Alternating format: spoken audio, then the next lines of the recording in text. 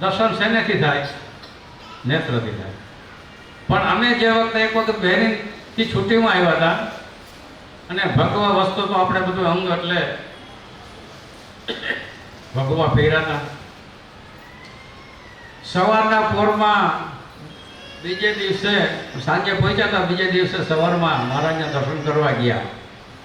મહારાજને દંડો પ્રણામ કરીને બેઠા અને સામે મંદિરે છે જુનાગઢનું, ત્યાં સામે આની તો ત્યાં પ્રતિષ્ઠા ફરતાવાળી ડેરી છે, ત્યાં પુણ્ય ભાવ હોય એટલે અહીંથી જૂનું જે આપણું બાલમુકુંદ ભવન હતું ત્યાં આગળ ઊભા રહીએ મહારાજ એટલે બધાય માંથી દર્શન થાય.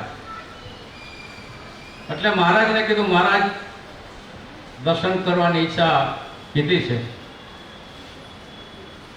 તો મહારાજ તે વખતે થોડો સમય હતો, ઠંડી હતી એટલે મહારાજ આમ ધૂસો હોય ગયો હતો અને ધૂસો આછો એવો અને મારા લઈને આમ કરતા હતા.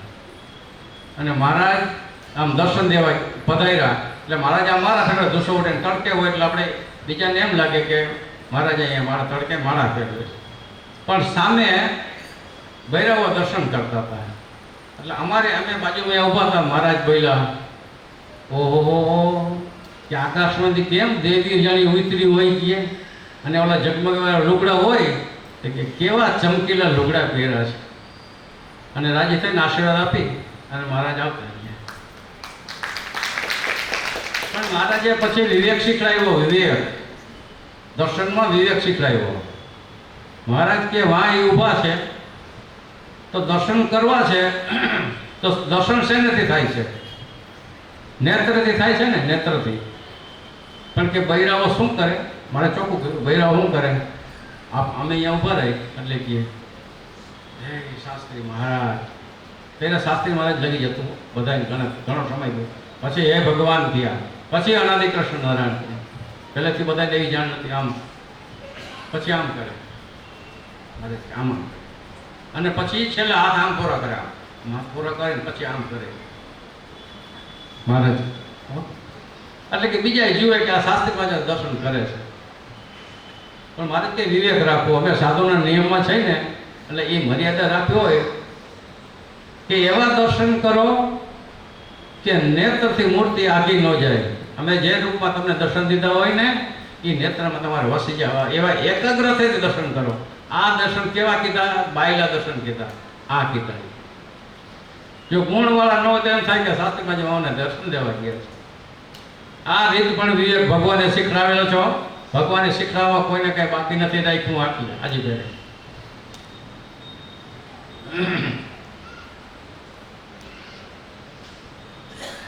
અંગ સેવાનો આનંદ માનવાનો, લૌકિક બાધાઓ વળગવા ન દેવી તો તમે અમારી ભેળા રહી શકશો.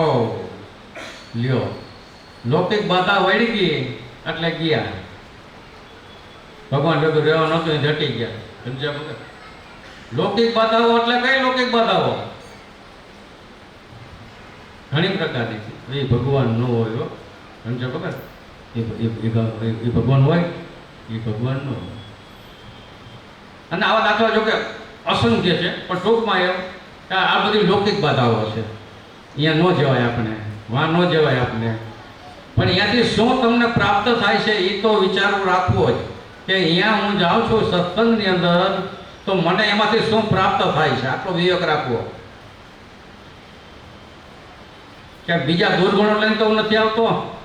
મારી અંદર જે કંઈ દોષ પડેલા છે એ નિવારણ માટે કે શાસ્ત્રમાંથી જેનો બે શબ્દો પકડી અને અંદર ઉતારી દઈએ તો કે એની ભૂલો છે એ સુધરતી જાય. શાસ્ત્રને આરીસાને ઠેકાણે બતાવ્યો છે. ક્યાં બતાવ્યો છે?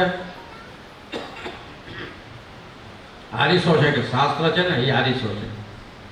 આપણે સૌ કોઈ દાઢી કરતા હોય, આમ રૂપ જોતા હોય આપણો, આરીસામાં જોઈએ કે કાંઈ દાગ બાગ રહી ગયો નથી ને, આ મેકઅપ લાગ્યો છે ને, આ બધું વોટબોટ હરતા થઈ ગયા છે ને, આરીસામાં જોઈ બધું આમ નજર કરી ક્યાંય લગી જોઈ લે કે ડાઘ બાગ રહી ગયો તો આગો કરી. એમ શાસ્ત્રનું સેવન જો હોય ને આપણે તો આપણે ભૂલ ક્યાં થાય છે લોકમાં એ તરત દેખાડે કે ભાઈ અહીંયા તો પાછો વળી જાય, અહીંયાથી આ ભૂલ કર્મ, આ ડાઘ લૂઈ ના, એ ડાઘ હોય લૂઈ ન, એ શાસ્ત્ર બતાવે છે. એટલા માટે શાસ્ત્રકારો બતાવે કાયમ થોડો અભ્યાસ રાખજો ને રાખજો.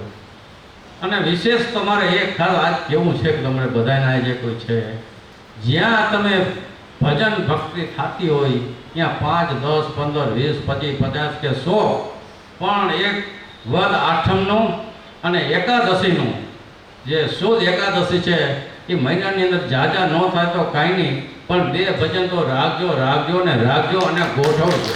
મારો આવો સિદ્ધાંત આજે કહેવાનો મુદ્દો એ છે. જ્યાં સ્થાન હોય ને જ્યાં બેઠા હોય ત્યાં આટલું જરૂર કરજો.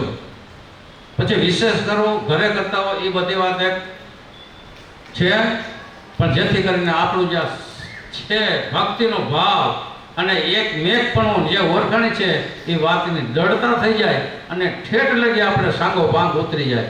દેહ રે ત્યાં લગી દેહ કાંઈ પડી જાય એનું કોઈનું નક્કી નથી. તમારું કે મારું કોઈનું નક્કી નથી. કોરોનામાં કેટલા વયા ગયા ખબર પડી કોઈને? નાના ગયા ને મોટા ગયા ને બાળકે ગયા બધા ગયા. એમ શરીર ભગવાને સ્વચ્છ આપ્યું છે અને આળસને પ્રમાદને મોહ બધું તજી ત્યારે આ સભાની અંદર બેસાય છે, નહીંતર બેસાતું પણ નથી. પણ આટલો તો અભ્યાસ જરૂર રાખો કે ભગવાનની અષ્ટવધી 8મી છે એટલે આઠમ વધની અને શુદ્ધ એકાદશી આ 2 તો ચાયમાં માટે આપણે રાખવું જોઈએ, તો જેથી કરીને જાણ પણ રહ્યા. ભગવાનની સેવામાં કામ આવશે.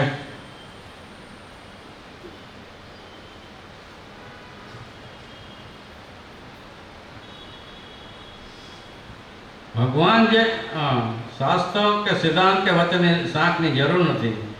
ભગવાન તે ભગવાન ભગવાન બોલીએ તે શાસ્ત્ર, ભગવાને કહ્યું તે ધર્મ, ભગવાને સ્વીકારી તે સેવા, ભગવાને જ્યાં રાખે ત્યાં ધામ, ભગવાન જ્યાં મોકલે તે સત્સંગ અને શુભ દેશ.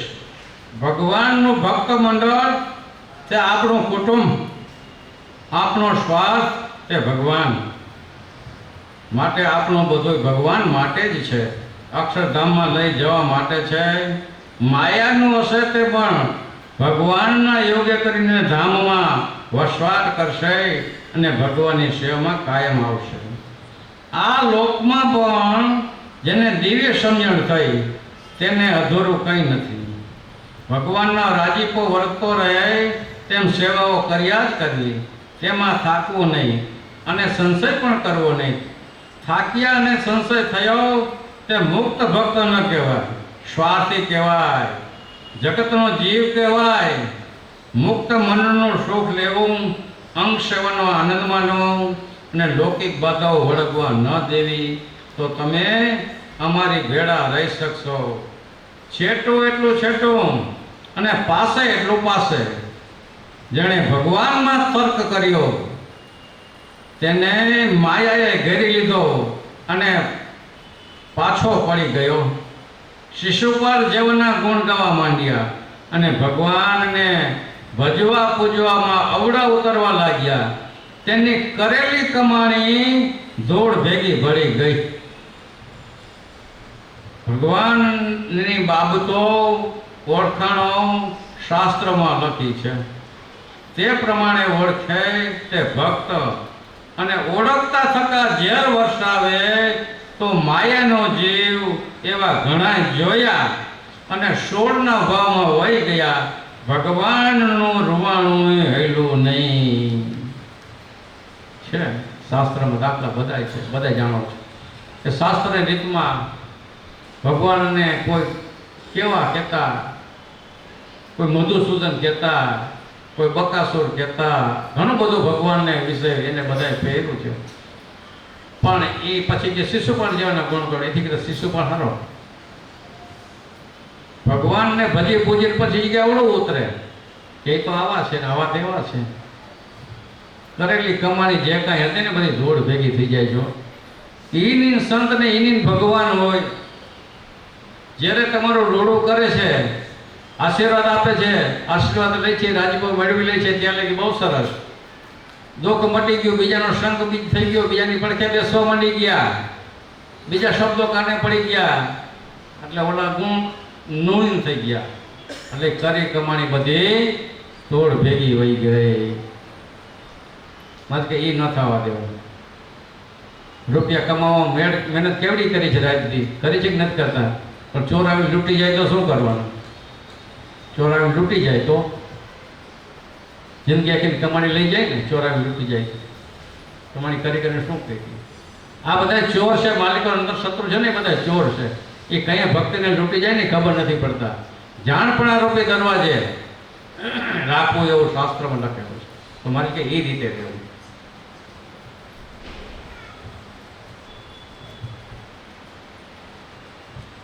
આ યુગમાં સર્વોપરી ભગવાન શ્રી સ્વામિનારાયણ અનાદિ શ્રી કૃષ્ણ નારાયણ હજરો હજુર વર્તે છે. કોણ લખે છે? અનાદિ શ્રી કૃષ્ણ નારાયણ મૂકે છો પોતાના હસ્તાક્ષરો. હજરો હજુર વર્તે છે. જે ખાટ્યા તે ખાટ્યા અને આજ્ઞા ભાગ્યા તે રહી ગયા. ભગવાનના ભક્તોને ઘણું આપ્યું છે અને આપતા રહેશે.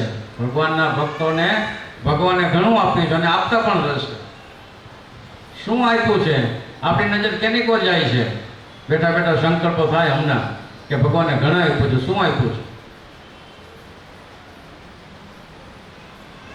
રૂપિયા, ગાડી, બંગલા, એ તરફ નજર જાય. પણ મારે કે મેં શું આપ્યું છે એનું કોઈ પ્રમાણ કર્યું? મેં તમને સારો જોગ ને સારો યોગ આપ્યો છે. સારો જોગ ને સારો યોગ આપ્યો છે. બાકી તો ધૂળનું છે અને અવિનાશી ને અચળ તો આ છે. અહીંથી ઊભા થઈને ઠેબુ આવીને પડી ગયા થઈ ગયું કાંઈ એમને બધું જે કંઈ હશે અહીંયા પડ્યું રહેશે. પણ ભેગું શું આવશે? તો કે આ બેઠા છે જે કમાણી કરી છે એ જ ભેગી આવશે. તે સિવાય કોઈ એમ કેવું કાંઈ લઈ ગયો એમ. બાકી તો શરીરના સુખ માટે છે. પણ આત્માના સુખ માટે વિચારવું કે આત્માનો સુખ મારે કેમ છે. મહારાજ આ ભગવાનનો સિદ્ધાંત છે. અને તમે કોઈ પણ શાસ્ત્રની અંદર નજર કરીને જોઈ લેજો. કોઈ એમ કીધું કે કોઈ ભેગું કાંઈ લઈ ગયું હોય તો આપણે નંદ રાજાને દ્રષ્ટાંત બધાય કોઈ જાણે છે એટલે આપતા નથી. ચિત્રકેતુ રાજાને કરોડો સ્ત્રી હતી. નંદ રાજાને આખી પૃથ્વીનું ધન હતું. બધું ઘણું બધા એવા મોટા મોટા નહોતું. પણ છેલ્લે કાંઈ નહીં. અજ્ઞાનતા. બાદશાહ બાદશાહ કે એવા જબરા હતા. બાદશાહ બાદશાહ એને 13 તુંબાનું લશ્કર હતું કે 13 તુંબાનું. એક ગામથી બીજે ગામ જાય ને તો કે હજારો ગામનું લશ્કર હાલે. આવો મોટો રાજા હતો બાદશાહ બાદશાહ. એક વખત એક ગામથી બીજે ગામ ચડાઈ કરવા જવાનું થયું. તેથી તો હાંડિયા ઊંટિયા એવું હતું. તે 13 તુંબાનું લશ્કર. 13 તુંબાનો અર્થ ટૂંકમાં કહી દે કે ઓલો દૂધી ફૂંકાઈ જાય ને પાંડ હોય ને કાપી નાખો માથે વ્યક્તિનું હોય એટલે લશ્કર હાલ્યું જાય અને ધૂળ ઉડે ને ભરાઈ જાય એટલે એક તુંબુ. એવા 13 તુંબા હોય ભરાઈ જાય ત્યાં સમજી લશ્કર પૂરું થાય. કેવડું મોટું લાંબુ લશ્કર હોય છે. આવું 13 તુંબાની પાસે લશ્કર હોવા છતાં તેથી આવા હાઈવે નહોતા ક્યાંય. તેથી હાંકડા માર્ગ આવતા એમાં કંઈ જ. હવે હાલતા હાલતા એક માર્ગ એવો આવ્યો એમાં હાંકડો માર્ગ. હવે હાંડ્યો ચડતા ચડતા મરી ગયો એટલે આમાં આડો પડ્યો રસ્તો બંધ થઈ ગયો. એટલે રસ્તાનો લશ્કર આખો રોકાઈ ગયો. જે હરવે થતા થતા ત્યાં રાજા આવ્યો ત્યાં લગીમાં ઊભું રહી ગયું. રાજા કે કેમ ઊભા રહ્યા? તો કે આગળથી ઊભું આવે છે, જ્યાં તપાસ કરો. રાજાનો ઓર્ડર એટલે આમ ક્યાંકથી ફરીને જઈ અને તપાસ કરી. તો કે રાજા એ તો ઊંટિયો મરી ગયો છે અહીંયા આગળ. હે ઊંટિયો મરી ગયો? શું ઊંટિયો મરી ગયો? તો કે ઊંટિયો મરી ગયો છે. આ ઊંટ છે ને મરી ગયો છે. શું મરી ગયું? પણ ઓલા કે એમ નહીં સમજે. બુદ્ધિશાળી છે કે રાજા આપણે અંબાડીથી નીચે ઉતરવું પડે જરાક આમ હાલવું પડશે. તો કે હાલો હાલે ન હાલે. ગયા જોયું અને જોયું તો કે આ ઊંટ મરી ગયો છે. પણ કે મરિયામાં શું ગયું છે? આમના પગ છે, પૂંછડું છે, આંખ છે, ગરું છે, કાન છે, બધું છે. ગયે આમાં મરી શું ગયું? આ તો એવો ને એવો છે તો મરી શું ગયું? આમાં પેલા વિચાર કર્યો કે આ રાજા આવડા મોટા જબર બાદશાહ છે પણ મરી શું ને કેમ જવું એ ખબર નથી. બોલો. અરે પણ કે રાજા આની અંદર જે શ્વાસ એનો આવતો હતો એ શ્વાસ બંધ થઈ ગયો. એટલે એનું જે હલનચલન હતું એની જે ક્રિયા હાઈલા જાય છે ને આપણે જેની ઉપર બેઠા છે ને આમાંથી શ્વાસ વયો જાય ને એટલે બધું આવું થઈ જાય છે. તો કે આવું થઈ જાય છે? તો કે આપણું આમ જ છે. શ્વાસ નીકળી ગયો એટલે બધું બંધ હલનચલન. તો કે અમર રહેવા જેવું કાંઈ નથી. તો કે છે ને રાજાએ બધાય માણસો રાખ્યા હોય કે અમર જેવા એવું નથી કાંઈ, તો કે છે ને શું, તો કે ખુદાની બંદગી કરી લ્યો. તેથી એને એમ કીધું ખુદાની બંદગી કરી લ્યો. તે સમયને તે યુગના આધારે એ કહે છે કે બધું જે કંઈ રાજો રજોડો ઠાઠમઠ હતું અને છોડીને ફકીરી લઈ અને વનમાં કે તપસ્યા કરવા વયા ગયા હતા. વિચાર કરો, જેને મરી શું જવું એ ખબર નહોતી, પણ જ્યારે એને વૈરાગ થઈ ગયો કે આવું મારું શરીર છે, આવા હજારો કરોડો દાખલા છે, પણ એની અંદર ક્યાં લગી કે આમ તો કે એમ જ છે. એમ ભગવાનને સત્પુરુષો એ કહે છે કે જીવનું કમાણીનું જો મારા પણ કરી લીધું હોય ને